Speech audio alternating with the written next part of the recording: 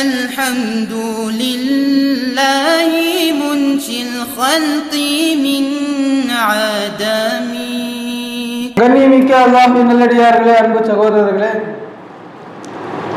பெருமானார் ரசூலுல்லாஹி ஸல்லல்லாஹு அலைஹி வஸல்லம் அவர்களுக்கு அல்லாஹ் உலகத்தில் எத்தனையோ சிறப்புகளை கொடுத்திருக்கிறான், முஅஜிசாக்களை கொடுத்திருக்கிறான். எல்லா சிறப்புகளையும் விட, எல்லா முஅஜிசாக்களையும் விட பெருமானார் ஸல்லல்லாஹு அலைஹி வஸல்லம் அவர்கள் எல்லா நபிமார்களையும் விட சிறந்தவர்கள் என்று கூறுவதற்கு தோதுவான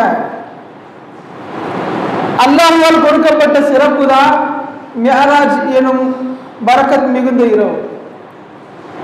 ரசூலுல்லாஹி ஸல்லல்லாஹு அலைஹி வஸல்லம் அவர்கள் அல்லாஹ்வை நேரடியாக சந்திப்பதற்காக வேண்டி அழைத்து செல்லப்பட்ட மிஅராஜ். உலகில் எந்த நபிக்கும் அல்லாஹ் கொடுக்கிறார பாக்கியத்தை தனது ஹபீபான முத்து முஹம்மது முஸ்தபா ரசூலுல்லாஹி ஸல்லல்லாஹு அலைஹி வஸல்லம் அவர்களுக்கு அல்லாஹ் கொடுத்த சிறப்பு மிக்க இரவு தான் மிஅராஜுடைய இரவு. அந்த ஒரே இரவில் பெருமானார் ஸல்லல்லாஹு அலைஹி வஸல்லம் அவர்கள் நூற்றுக்கணக்கான முஅஜிசாக்களை இந்த உலகத்திற்கு அறிமுகப்படுத்தினார்கள். அல்லாஹ் கொடுத்த சிறப்புகளை ஒன்றன் பின் ஒன்றாக வரிசைப்படுத்தி பார்ப்போமே ஆனால் இந்த ஒரே சம்பவத்தில் நபிமார்களுக்கெல்லாம் தலைவரான முஹம்மது ஸல்லல்லாஹு அலைஹி வஸல்லம் அவருடைய சிறப்பை அல்லாஹ் தஆலா இந்த மிஅராஜ் பயணத்தின் மூலமாக உறுதி செய்ததை நாம் காண முடியும். நாம் அதிகமான நேரங்களில் மிஅராஜுடைய சம்பவத்தை கேள்விப்பட்டிருப்போம். ரசூல் ஸல்லல்லாஹு அலைஹி வஸல்லம் அவர்கள் எப்போதும் போல தன்னுடைய வீட்டிலே இருக்கும் பொழுது ஜிப்ரீல் அலைஹிஸ்ஸலாத்து வஸ்ஸலாம் அவர்கள் வருகை தருகிறார்கள். பெருமானார் ஸல்லல்லாஹு அலைஹி வஸல்லம் அவர்கள் ஒது செய்து 2 ரக்காத்துகள் தொழுத பின் ஜிப்ரீல் அலைஹிஸ்ஸலாத்து வஸ்ஸலாம் அவர்கள் முஹம்மது ஸல்லல்லாஹு அலைஹி வஸல்லம் அவர்களை படுக்க வைத்து அவர்களுடைய இறக்கைகளில் ஒரு இறக்கையை பெருமானார் ஸல்லல்லாஹு அலைஹி வஸல்லம் அவருடைய நெஞ்சு பகுதியின் மீது வைக்கிறார்கள். ஜிப்ரீல் அலைஹிஸ்ஸலாத்து வஸ்ஸலாம் அவர்களுக்கு 70,000 இறக்கைகள் இருக்கும். ஒரு இறக்கையினுடைய அளவு என்னவென்றால் ஒட்டுமொத்த பூமியின் மீது அவர்களுடைய ஒரு இறக்கையை வைத்தால் பூமியை மூடிவிடலாம், அவ்வளவு பெரிய இறக்கை. அல்லாஹ்வுடைய படைப்புகளில் பெரிய படைப்புகளில் ஒருவர் தான் ஜிப்ரீல் அலைஹிஸ்ஸலாத்து வஸ்ஸலாம். ஆனால் இந்த சம்பவத்தில் இதுபோல வழி அறிவிப்பதற்காக வேண்டி பெருமானாரை பார்க்க வருகின்ற சந்தர்ப்பங்களில் எல்லாம் ஹஜ்ரத் ஜிப்ரீல் அலைஹிஸ்ஸலாத்து வஸ்ஸலாம் அவர்கள் மனிதர்களை போன்ற உருவத்தை சுருக்கி வருவார்கள். அதுபோலதான் ஜிப்ரீல் அலைஹிஸ்ஸலாம் வந்தார்கள். பெருமானார் ஸல்லல்லாஹு அலைஹி வஸல்லம் அவர்களை படுக்க வைத்து அவருடைய நெஞ்சு பிளக்கப்பட்டது. பெருமானாருடைய இதயத்தை எடுக்கிறார்கள், ஜம்சம் தண்ணீரால் கழுவுகிறார்கள், மீண்டும் இதயத்தை உள்ளே வைக்கிறார்கள். சொர்க்கத்திலிருந்து தாங்கள் கொண்டு வந்திருந்த ஒரு தங்க படிக்கம், அதன் மூலமாக பெருமானார் ஸல்லல்லாஹு அலைஹி வஸல்லம் அவருடைய இதயத்தை ஈமானாலும் ஹிக்மத்தாலும் நிரப்புகிறார்கள். அல்லாஹ்வை கொண்டுண்டான நம்பிக்கை, அல்லாஹ்வை பற்றி உண்டான இறை ஞானம் இது எக்காலமும் குன்றாமல் குறையாமல் இருக்கும் வகையில் அல்லாஹ் தஆலா இந்த அறுவை சிகிச்சையை செய்ய வைக்கிறார். பெருமானார் ஸல்லல்லாஹு அலைஹி வஸல்லம் அவருடைய வாழ்க்கையில் 3 முறை இது போல இதயம் அறுவை சிகிச்சை செய்து கழுகப்பட்டது, சுத்தம் செய்யப்பட்டது. 5 வயதில் இருக்கும் போது ஒரு முறை, அதற்கு பிறகு ஒரு முறை, பெருமானார் ஸல்லல்லாஹு அலைஹி வஸல்லம் அவர்கள் மேராஜ் செல்வதற்காக இந்த சந்தர்ப்பத்தில். இது ஏன் கழுகப்பட்டது? அதற்குண்டான காரணம் இந்த சம்பவம் முடிகின்ற பொழுது நமக்கு தெரிய வரும். ஜிப்ரீல் அலைஹிஸ்ஸலாத்து வஸ்ஸலாம் அவர்கள் செய்து முடித்த இந்த காரியத்திற்கு பிறகு பெருமானார் ஸல்லல்லாஹு அலைஹி வஸல்லம் அவர்களை அல்லாஹ்விடத்தில் அழைத்து செல்வதற்கு முன்பாக பைத்துல் முகத்தஸிற்கு அழைத்து செல்கிறார். ஜெருசலத்தில் இருக்கக்கூடிய பைத்துல் முகத்தஸ், அதுதான் இஸ்லாத்தின் ஆரம்ப கிப்லா. அல்லாஹ் பெருமானார் ஸல்லல்லாஹு அலைஹி வஸல்லம் அவர்களுக்கு மக்காவை கிப்லாவாக்குவதற்கு முன் பைத்துல் முகத்தஸ் தான் கிப்லாவாக இருந்தது, நாம் அறிந்த சம்பவம். பைத்துல் முகத்தஸிற்கு அழைத்து செல்வதற்காக அவர்கள் கொண்டு வந்த வாகனம் சொர்க்கத்தில் இருந்து புராக் என்ற பெயர் கொண்ட வாகனம். புராக் என்ற வாகனம் பெருமானார் ஸல்லல்லாஹு அலைஹி வஸல்லம் அவர்கள் மேராஜ் பயணம் செய்ய வேண்டும் என்பதற்காக அல்லாஹ்வால் தயார் செய்யப்பட்டு 40,000 ஆண்டுகள் சொர்க்கத்திலே சுற்றி கொண்டிருந்ததா. அல்லாஹ் ஒரே ஒரு புறாக்கை படைக்கவில்லை, 40,000 புறாக்கை படைத்தான். 40,000 வருடங்கள் சோழத்தில் சுற்றி திரியும்படி செய்தான். ஜிப்ரீல் அலைஹிஸ்ஸலாம் அவர்களை அனுப்பி அல்லாஹ் தஆலா ஒரு புறாக்கை அழைத்து வாருங்கள், பெருமானாரை அழைத்து செல்வதற்காக என்று சொன்னபோது ஜிப்ரீல் அலைஹிஸ்ஸலாம் சொர்க்கத்திற்குள் நுழைகிறார்கள். 40,000 புறாக்குகளும் சுற்றி திரிகின்றன. எல்லா புறாக்குகளுடைய வயிற்று பகுதியிலையும் லா இலாஹ இல்லல்லாஹ் முஹம்மது ரசூலுல்லாஹ் என்று அல்லாஹ் எழுதி வைத்திருந்தார். ஒரே ஒரு புறாக்கை பார்க்கிறார்கள். கவலையில் உடல் மெலிந்து சோர்ந்து போய் ஒரு ஓரமாக உட்கார்ந்து இருக்கிறது. அருகிலே சென்று ஜிப்ரீல் அலைஹிஸ்ஸலாம் அவர்கள் கேட்டார்கள், நீ மட்டும் ஏன் இவ்வளவு சோர்வோடு இவ்வளவு சோகத்தோடு இருக்கிறாய்? அந்த ஒரே ஒரு புறாக்குடைய நெற்றியில் கலிமா எழுதியிருந்தது. அந்த புறாக் பதில் சொன்னது, அல்லாஹ் எங்களை படைத்து பெருமானார் ஸல்லல்லாஹு அலைஹி வஸல்லம் அவர்கள் உங்களில் ஒருவர் மீதுதான் பயணம் செய்ய போகிறார்கள் என்ற செய்தியை சொன்னார். 40,000 புறாக்குகளில் ஒரே ஒரு புறாக்குக்கு தான் அந்த வாய்ப்பு, அந்த பாக்கியம் கிடைக்கும். அது நானாக இருக்க வேண்டுமே என்று நான் கவலைப்படுகிறேன். பெருமானார் ஸல்லல்லாஹு அலைஹி வஸல்லம் அவர்கள் என் மீது சவாரி செய்ய வேண்டும், பயணம் செய்ய வேண்டும் என்பதை நான் விரும்புகிறேன். அந்த வாக்கியம் எனக்கு கிடைக்காமல் போய்விடுமோ என்று நான் அஞ்சி சோகப்பட்டு கவலைப்பட்டு என்னுடைய உடல் இப்படி ஆகிவிட்டது என்று சொன்னதா. பெருமானார் ஸல்லல்லாஹு அலைஹி வஸல்லம் அவர்களை அழைத்து செல்ல இதுதான் சரியான புறாக் என்று முடிவெடுத்து ஜிப்ரீல் அலைஹிஸ்ஸலாத்து வஸ்ஸலாம் அந்த புறாக்கை அழைத்து வந்தார்கள். இந்த புறாக் என்ற சொர்க்க வாகனம் மனிதனுடைய முகத்தை கொண்டதுதான். அதனுடைய கால் ஒட்டகத்திற்குரிய கால் போல இருக்கும். அதனுடைய கழுத்து பகுதி அம்பர் என்று சொல்லக்கூடிய நறுமண பொருட்களால் நிரம்பி இருந்தது. வாசம் அடிக்கும். அதனுடைய ஒவ்வொரு உறுப்புகளும் ஒவ்வொரு உறுப்பை சார்ந்து இருந்தது. வேறு வேறு விலங்குகளில் இருந்து பல உருவம் கொடுக்கப்பட்ட அந்த புராக் என்ற வாகனம் ஒரே ஒரு நடை நடக்குமானால், ஒரு ஸ்டெப் எடுத்து வைக்குமானால் உலகத்தின் கிழக்கு பகுதியிலிருந்து மேற்கு பகுதியை கடந்துவிடும். அவ்வளவு ஆற்றல் மிகுந்த புராக். அல்லாஹ் தஆலா அந்த புராக்கை பெருமானார் ஸல்லல்லாஹு அலைஹி வஸல்லம் அவர்களுக்கு அனுப்பி வைக்கிறார். பெருமானார் ஸல்லல்லாஹு அலைஹி வஸல்லம் அன்னவர்களும் ஜிப்ரீல் அலைஹிஸ்ஸலாத்து வஸ்ஸலாம் அவர்களும் அந்த வாகனத்தில் ஏறுகிறார்கள். பைத்துல் முகத்தஸிற்கு வந்து இறங்குகிறார். பெருமானார் ஸல்லல்லாஹு அலைஹி வஸல்லம் அவர்களை தன் இடத்திற்கு வானங்களை தாண்டி தன்னுடைய அரிசின் அருகில் அழைத்து பேச வேண்டும் என்று முடிவெடுத்த அல்லாஹ் மேலே அழைப்பதற்கு முன்னால் பைத்துல் முகத்தஸிற்கு செல்ல வைக்கிறார். பைத்துல் முகத்தஸை சுற்றி பரக்கத் இருக்கிறது என்று திருக்குர்ஆனிலே சொல்கிறார். சுப்ஹானல்லதி அஸ்ரா பி அப்திஹி லைலன் மினல் மஸ்ஜிதில் ஹராமி இலல் மஸ்ஜிதில் அக்ஸா. மஸ்ஜிதுல் அக்ஸாவை பற்றி கூறும் பொழுது இந்த ஆயத்தில் அல்லாஹ் அல்லதி பாரக்னா ஹவ்லஹு, அந்த பைத்துல் முகத்தஸை சுற்றி உள்ள பகுதிகளில் நாம் பரக்கத் செய்திருக்கிறோம் என்று சொல்கிறார். நாம் நியாயப்படி யோசித்து பார்த்தால் பெருமானார் ஸல்லல்லாஹு அலைஹி வஸல்லம் அன்னவர்கள் ஹரமில் இருந்து பைத்துல் முகத்தஸ் வர வேண்டிய அவசியம் என்ன? ஏனென்றால் ஹரமில் தொழுதால் 2 ரக்காத்தில் தொழுதால் 1,00,000 மடங்கு நன்மை இருக்கிறது. ஹதீஸ்களிலே பார்க்கிறோம். பைத்துல் முகத்தஸில் தொழுதால் 50,000 மடங்கு தான் நன்மை. 50,000 மடங்கு நன்மை தரக்கூடிய மஸ்ஜிதிலே இருந்து 1,00,000 மடங்கு நன்மை தரக்கூடிய மஸ்ஜிதிற்கு சென்றால் அது நியாயம், யதார்த்தம், இயல்பு. ஆனால் அல்லாஹ் 1,00,000 மடங்கு நன்மை தரக்கூடிய மஸ்ஜிதிலே இருந்து 50,000 மடங்கு நன்மை தரக்கூடிய மஸ்ஜிதிற்கு அழைத்து செல்கிறார். தஃசீர் எழுதக்கூடிய முஃபஸ்ஸிர்கள் நமக்கு சொல்லி தருவார்கள், அல்லாஹ் ஏன் பைத்துல் முகத்தஸிற்கு பெருமானார் ஸல்லல்லாஹு அலைஹி வஸல்லம் அவர்களை அழைத்து சென்றார், அல்லதி பாரக்னா ஹவ்லஹு என்பதை ஏன் சொன்னார், அதை சுற்றி பரக்கத் இருக்கிறது என்ற வார்த்தைக்கு என்ன பொருள்? 2 காரணங்கள் எழுதுகிறார்கள். முதலாவது, பைத்துல் முகத்தஸை சுற்றிதான் பெரும்பாலான நபிமார்களுடைய கபர்கள் அடக்கஸ்தலம் இருக்கிறது. அல்லதி பாரக்னா ஹவ்லஹு என்றால் பைத்துல் முகத்தஸை சுற்றியுள்ள நபிமார்களுடைய கபர்களை பெருமானார் ஸல்லல்லாஹு அலைஹி வஸல்லம் அவர்கள் ஜியாரத் செய்ய வேண்டும் என்பதற்காக அல்லாஹ் பெருமானார் ஸல்லல்லாஹு அலைஹி வஸல்லம் அவர்களை வரவழைத்தார். ஜியாரத்தினுடைய மகத்துவம் விளங்குகிறது. இரண்டாவது, பைத்துல் முகத்தஸிற்கு சென்ற பிறகு நபிமார்கள் எல்லாம் பெருமானார் ஸல்லல்லாஹு அலைஹி வஸல்லம் அவர்களுக்காக எழுப்பப்பட்டார்கள். மீண்டும் அவர்கள் பூமிக்கு மேலே எழுப்பப்பட்டார்கள்.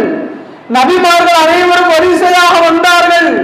பெருமானார் ஸல்லல்லாஹு அலைஹி வஸல்லம் சொல்லக்கூடிய நீண்ட ஹதீஸ், ஜிப்ரீல் அலைஹிஸ்ஸலாத்து வஸலாம் என்னை முற்படுத்தினார்கள், எல்லா நபிமார்களையும் விட என்னை முற்படுத்தினார்கள் எந்த அளவிற்கு என்றால் ஃபஜுமிஅ லி அல்-அன்பியா அலைஹிஸ்ஸலாத்து வஸலாம், எல்லா நபிமார்களும் எனக்காக வேண்டி எழுப்பப்பட்டு ஒன்று கூட்டப்பட்டார்கள். ஹத்தா அமம்துஹும், நான் அவர்களுக்கு இமாமத் செய்தேன், 2 ரக்காத்துகள் தொழ வைத்தேன், எனக்கு பின் நின்று எல்லா நபிமார்களும் தொழுவார்கள். பெருமானார் ஸல்லல்லாஹு அலைஹி வஸல்லம் சொல்கிறார்கள். இப்படி அல்லாஹ் அவர்களை மீண்டும் உயிர் கொடுத்து எழுப்பி, திருக்குர்ஆனிலே அல்லாஹ் சொல்வது போல நபிமார்கள், சஹாபாக்கள், வலிமார்கள் அல்லாஹ்வுடைய திரு பொருத்தத்தை பெற்ற நிலையில் வஃபாத்தாகக்கூடிய நல்ல முஃமின்களுடைய உடலை இந்த பூமி திங்க அவர்கள் உயிரோடு இருக்கிறார்கள். பல் அஹ்யாஉன் இந்த ரப்பிஹிம் யுர்ஸகூன், நீங்கள் அறிய மாட்டீர்கள் அவர்கள் ரிஸ்க் தரப்படுகிறார்கள் என்று அல்லாஹ் குர்ஆனிலே சொல்கிறார். அந்த அடிப்படையில் நபிமார்களுக்கு அல்லாஹ் தஆலா கொடுத்த மதிப்பு, பெருமானார் ஸல்லல்லாஹு அலைஹி வஸல்லம் அவர்களுக்கு பின்னால் இருந்து தொழக்கூடிய வாய்ப்பு, பெருமானார் ஸல்லல்லாஹு அலைஹி வஸல்லம் தொழ வைத்து முடிக்கிறார்கள். இப்படி ஒரு சம்பவத்தை அரங்கேற்றுவதற்கு காரணம் என்ன? முஃபஸ்ஸிர்கள் சொல்வார்கள், இந்த அர்வாஹுகள் படைக்கப்பட்டு, இந்த உலகம் படைக்கப்படுவதற்கு முன் அர்வாஹுகள், நம்முடைய ரூஹுகள் எல்லாம் படைக்கப்பட்டு அல்லாஹ்விடத்தில் ஒன்று சேர்க்கப்பட்ட அந்த ஆலமுல் அர்வாஹிலே நாம் எல்லாம் வாக்குறுதி கொடுத்தோம் அல்லாஹ்விடத்தில், நாங்கள் உலகிற்கு சென்று உன்னை மட்டுமே வணங்குவோம் என்று. அந்த சாட்சி, அந்த வாக்குறுதி வாங்கிய அல்லாஹ் மற்ற நபிமார்களிடத்தில் எல்லாம் ஒரு வாக்குறுதி அதிகமாக வாங்கினார். என்ன வாக்குறுதி? முஹம்மது ஸல்லல்லாஹு அலைஹி வஸல்லம் அவர்கள் தான் உங்களுக்கு எல்லாம் தலைவர் என்று நீங்கள் என்னிடத்தில் ஒப்பந்தம் செய்யுங்கள், உடன்படிக்கை செய்யுங்கள் என்றார். எல்லா நபிமார்களும் எங்களுக்கு தலைவர் அவர்தான் என்று உடன்படிக்கை செய்தார்கள். அந்த ஷஹாதத்தை நிலைநிறுத்துவதற்காக அல்லாஹ் தஆலா இந்த இடத்தில் நபிமார்களை எல்லாம் எழுப்பி அவர்களுக்கு எல்லாம் இமாமான பெருமானார் ஸல்லல்லாஹு அலைஹி வஸல்லம் அவர்களை ஆக்கினார். தொழுது முடிந்தது. அங்கிருந்து பெருமானார் ஸல்லல்லாஹு அலைஹி வஸல்லம் அவர்களை ஜிப்ரீல் அலைஹிஸ்ஸலாத்து வஸலாம் வானங்களை நோக்கி அழைத்துச் செல்கிறார்கள். முதல் வானத்தில் ஆதம் அலைஹிஸ்ஸலாத்து வஸலாம், இரண்டாவது வானத்தில் ஈசா அலைஹிஸ்ஸலாத்து வஸலாம், மூன்றாவது வானம், நான்காவது வானம், 7 வானங்களை கடந்து சென்ற பிறகு சிதறத்துல் முன்தஹாவை அடைகிறார்கள். பெருமானார் ஸல்லல்லாஹு அலைஹி வஸல்லம் அவருடைய இந்த மேராஜ் பயணத்தை பற்றி நாம் ஏற்கனவே அறிந்திருப்போம். சமீபமாக நாம் தினமும் படித்து வரக்கூடிய ரஹீக்குல் மக்தூம் அந்த புத்தகத்தில் கூட இப்பொழுது மேராஜுடைய பாடம் தான் நடந்து கொண்டிருக்கிறது. சம்பவத்தை சொல்ல வருவது என் நோக்கம் அல்ல. இந்த பயணம் விஞ்ஞான பார்வையில் சாத்தியமா? பெருமானார் ஸல்லல்லாஹு அலைஹி வஸல்லம் அவர்கள் சிதறத்துல் முன்தஹா சென்றார்கள், சொர்க்கத்தை சுற்றி பார்த்தார்கள், நரகத்தை சுற்றி பார்த்தார்கள், அல்லாஹ்வுடைய அர்ஷுக்கு அருகாமையில் சென்றார்கள்.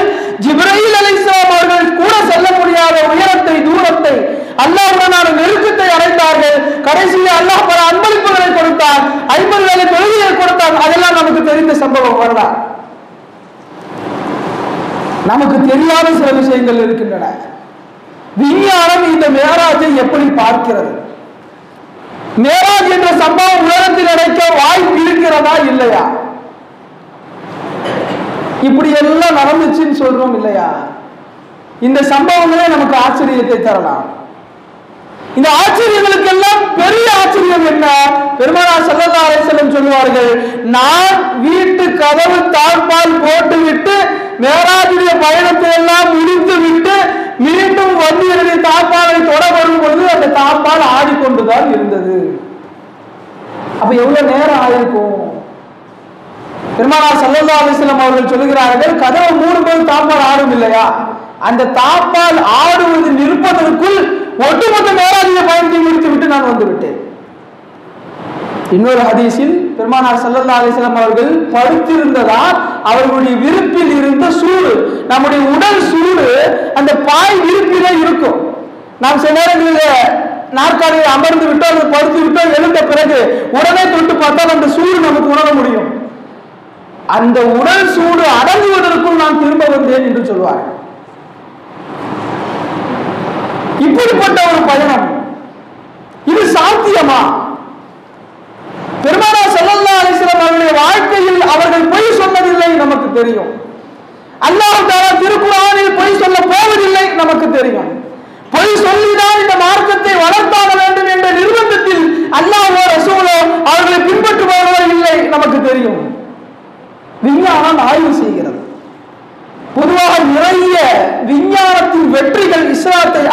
அடிப்படையாக கொண்டவை. பல நேரங்களில் இஸ்லாமிய ஹதீஸ்களும் ஆயத்துகளும் தான் நம்முடைய மார்க்கத்தின் கருத்துகள் தான் விஞ்ஞானத்தின் வெற்றிக்கு அடிப்படையாக அமைந்திருக்கின்றன. உலகத்தில் நிறைய விஞ்ஞானிகள் ஒத்துக்கொண்ட உண்மை இது. இந்த பயணத்தை பொறுத்தவரை விஞ்ஞானிகள் என்ன சொல்கிறார்கள்?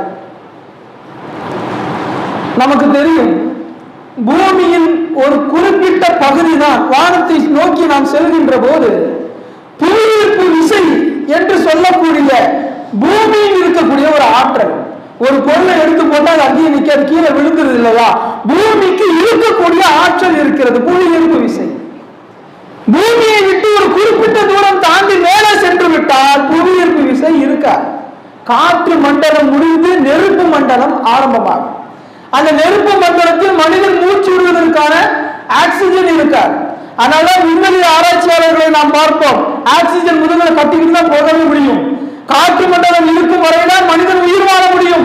காற்று மண்டலத்தை தாண்டி விட்டால் அங்கு ஆக்சிஜன் இருந்தால்தான், இல்லை என்றால் அங்கு காற்று கிடைக்காது. நெருப்பு மண்டலம். அந்த நெருப்பு மண்டலத்தில் பயணிக்கக்கூடிய விண்வெளி ஆராய்ச்சியாளர்கள் ஒரு உடை உடுத்துவார்கள். 200 பவுண்ட் கிலோ கணக்கில் சொல்றதா 70 கிலோவுக்கு மேல அந்த உடையை அவர்கள் அணிந்து கொள்வார்கள். ஆக்சிஜன் எடுத்துக்கொள்வார்கள்.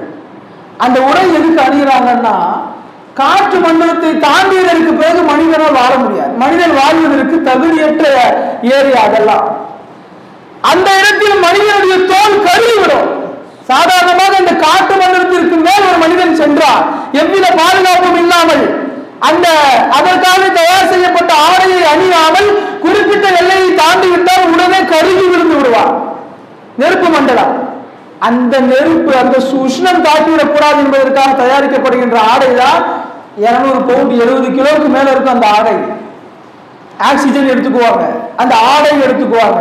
அவர்கள் அமர்வதற்கு சரியான நாற்காலி செய்து கொள்வார்கள். எதற்கு அந்த நாற்காலி என்றால், காற்று மண்டலத்தை தாண்டி செல்கின்ற பொழுது அந்த வாகனத்தில் உள்ள குறிப்பிட்ட பாகங்கள் அதுவா விலகி போயிடும். செய்திகள்ல கூட நம்ம பார்த்திருப்போம், செயற்கை கோள்கள் விடப்படுகின்ற போது குறிப்பிட்ட ஏரியாவை கடந்ததற்கு பிறகு சில பாகங்கள் தனியா பிரிஞ்சு போயிடும்.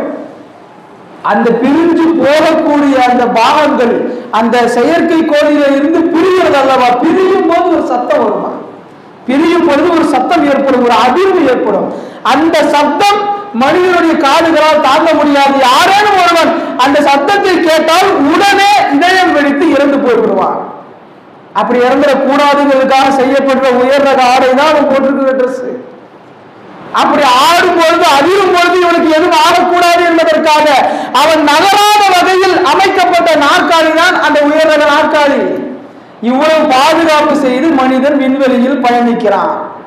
இப்ப நமக்கு ஒரு சந்தேகம் வரும், இவ்வளவு பாதுகாப்பு இருந்தால்தான் நெருப்பு மண்டலத்தை கடக்க முடியும் என்றால், பெருமானார் ஸல்லல்லாஹு அலைஹி வஸல்லம் அவர்கள் சென்ற புராக் மூடப்பட்ட வாகனம் கிடையாது, ஓபன் தான்.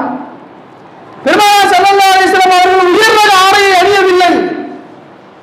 அவர்கள் எப்பொழுதும் போல உடுத்தியிருந்த ஆடை தான் அணிந்திருந்தார்கள். ஜிப்ரீல் அலைஹிஸ்ஸலாம் விட்டுருவோம், அவங்க மலக்கு மனிதன் இல்லையே. புராக்கையும் விட்டுருவோம், சொர்க்கத்திலிருந்து வந்த வாகனம். பெருமானாருடைய உடல் குறிப்பிட்ட பகுதியை கடந்த பின்னும் எப்படி அவர்களால் தாக்கு பிடிக்க முடிந்தது? அதற்குத்தான் நம்முடைய வானவியல் ஆசான்கள் சொல்லித் தருகிறார்கள். பெருமானாருடைய இதயம் சுத்தம் செய்யப்பட்டது அதற்காகத்தான். உதாரணம் சொன்னால் உங்களுக்கு விளங்கும்.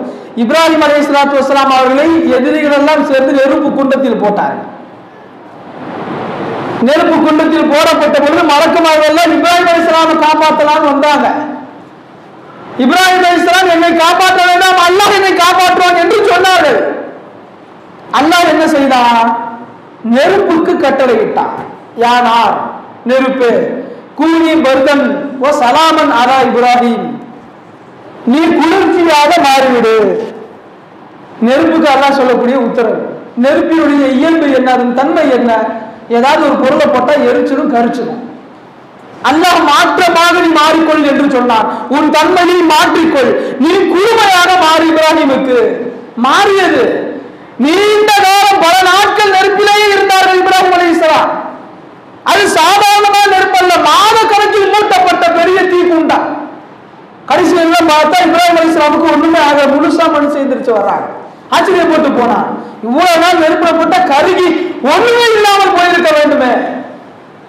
குர்ஆனில் அல்லாஹ் சொல்லுகிறார், அந்த நெருப்பிற்கு நாம் உத்தரவிட்டோம், நீ இப்ராஹிம் அலைஹிஸ்ஸலாம் அவர்களுக்கு குளுமையாக மாறிவிடு.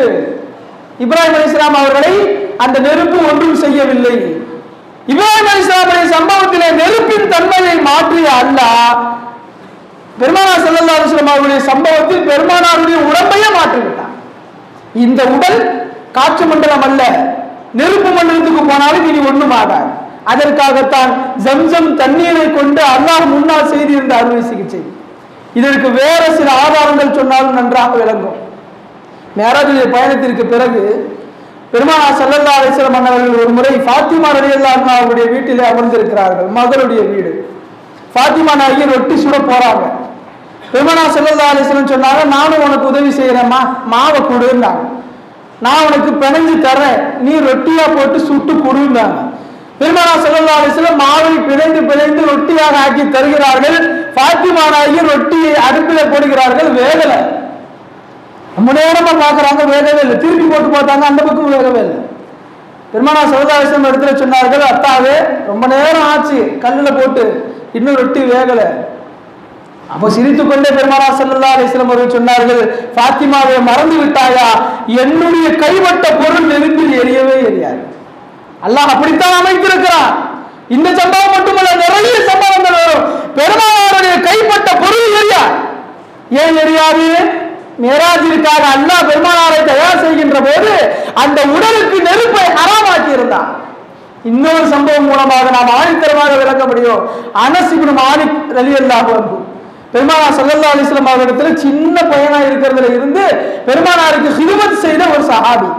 பெருமானாருடைய காலம்லாம் முடிந்து, சஹாபாக்களுடைய காலங்கள் எல்லாம் முடிந்து கொண்டிருக்கக்கூடிய நீண்ட காலம் கழித்து, பெருமானாருடைய காலத்திற்கு பிறகு நீண்ட வருடங்கள் கழித்து ஒரு முறை அனஸ் இப்னு மாலிக் ரலியல்லாஹு அன்ஹு ஒரு சுபரா இருந்துச்சு.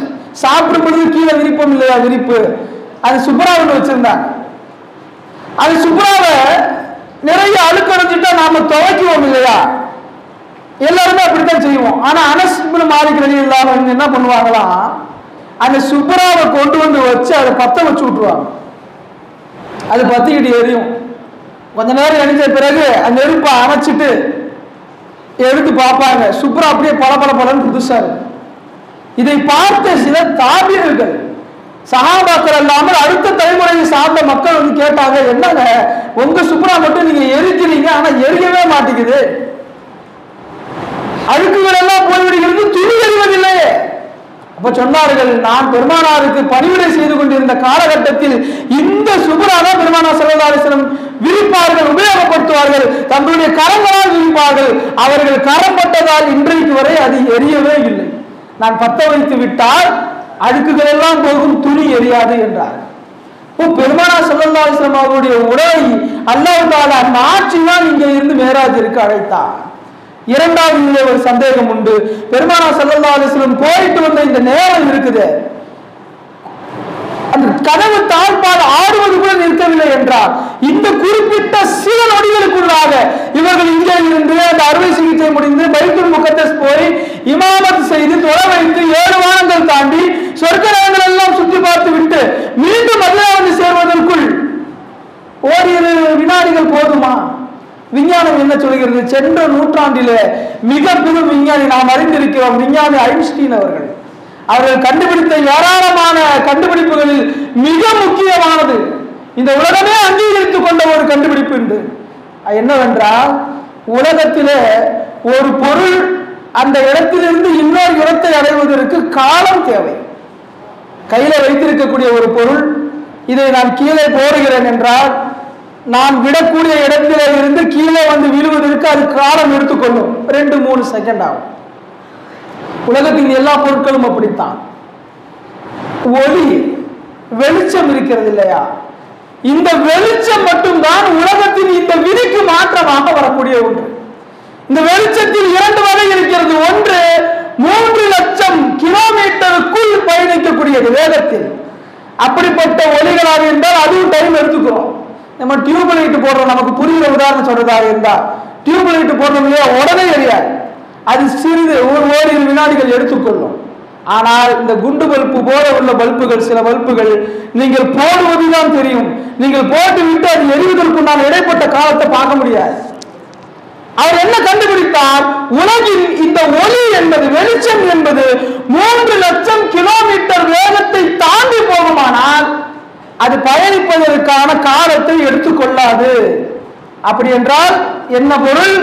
ஒரு பொருள் 3 லட்சம் கிலோமீட்டர் வேகத்தில் பயணிக்கும் பொழுது அது இவ்வளவு நேரம் எடுத்துக்கிட்டு இவ்வளவு தூரம் பயணிக்கணும்லாம் கிடையாது. நமக்கு புரிகிற மாதிரி சொல்றதா இருந்தா, அந்த பொருள் பயணிக்கும் போது உலகம் நின்றுதான் இருக்கும், உலகம் செயல்படாது. அப்போ பெருமானார் ஸல்லல்லாஹு அலைஹி வஸல்லம் அவர்கள் சென்றது, ஐன்ஸ்டீன் சொல்கிறார், விஞ்ஞானி ஐன்ஸ்டீன் சொல்கிறார், இந்த மேராஜ் சம்பவத்தில் ரசூலுல்லாஹ் சென்றதாக சொல்லக்கூடிய இந்த பயணம் ஒருவேளை 3 லட்சம் கிலோமீட்டர் வேகத்தை விட அதிகமான வேகத்தில் அவர்கள் சென்றிருந்தால் இந்த சம்பவம் சாத்தியம் என்று முடிக்கிறார். பெருமானார் ஸல்லல்லாஹு அலைஹி வஸல்லம் அவர்கள் சென்ற அந்த பயணம் சாதாரண பயணம் அல்ல. அவர்கள் சென்ற வாகனம் சொர்க்கத்து வாகனம். 3 லட்சம் கிலோமீட்டருக்கு வேகம் இருக்குமானா நிச்சயமா இருக்கணும். அப்படி என்றால் தான் இது சாத்தியம். எனவே இந்த விஞ்ஞானம் கூட இந்த மேராஜ் விஷயத்திலே மாற்றமான கருத்துக்களை சொல்லவோ இதை பொய் என்று நிறுவுவதற்கோ வாய்ப்பில்லாத வகையிலே அல்லாஹ் கொடுத்த மாபெரும் மோஜிசாக்கள் நிறைந்த ஒரு பிரம்மாண்ட மோஜிசா தான் இந்த மேராஜ். அல்லாஹ் தஆலா பெருமானார் ஸல்லல்லாஹு அலைஹி வஸல்லம் அவர்களை அழைத்தார். பெருமானார் ஸல்லல்லாஹு அலைஹி வஸல்லம் அவர்கள் சென்றார்கள். அல்லாஹ் இவ்வளவு சிரமப்பட்டு இவ்வளவு அற்புதமிக்க ஒரு பிரயாணத்தை, விஞ்ஞானம் இருக்கிறதால இன்னைக்காவது நாம இதெல்லாம் ஏத்துக்கிறதுக்கு ஒரு வாய்ப்பை கொடுத்திருக்கா அல்லாஹ். எந்தவித விஞ்ஞானமும் தொழில்நுட்பமும் இல்லாத காலத்தில் இதை சஹாபாக்கள் நம்பினார்கள் என்றால் அந்த சஹாபாக்களுடைய ஈமான் எவ்வளவு உயர்ந்ததாக இருக்கும். அந்த சஹாபாக்களுக்கு மத்தியில் மேராஜை ஏற்படுத்தி சஹாபாக்கள் நம்பினார்கள் என்றால் இந்த மேராஜை அல்லாஹ் இவ்வளவு ரிஸ்கி எடுத்து இவ்வளவு கஷ்டப்பட்டு அந்த பாமர மக்களுக்கு, விஞ்ஞானமே இல்லாத ஒரு உலகத்தில் அல்லாஹ் இந்த சம்பவத்தை ஏற்படுத்துவதற்கு என்ன காரணம்? அப்படி அல்லாஹ் அழைத்து என்னதான் கொடுத்தான்? அல்லாஹ் அங்கே அழைத்து கொடுத்தது தொழுகையை கொடுத்தான்.